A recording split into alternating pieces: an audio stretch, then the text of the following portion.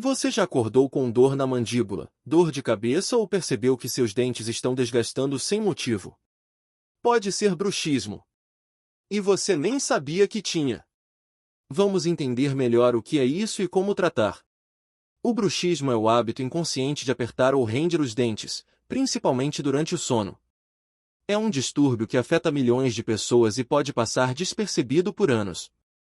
Os principais sintomas do bruxismo incluem dor na mandíbula, dores de cabeça frequentes, dentes desgastados ou fraturados, dificuldade para dormir, estalos ao abrir e fechar a boca. Entre as principais causas estão estresse e ansiedade, problemas de mordida ou dentes desalinhados, distúrbios do sono, uso de certos medicamentos ou substâncias como cafeína e álcool.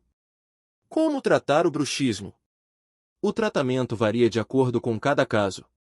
Algumas opções incluem uso de placas dentárias durante o sono, terapias para redução do estresse, exercícios de relaxamento e alongamento da mandíbula, acompanhamento com dentistas, em alguns casos, com psicólogos. Dicas para aliviar os sintomas.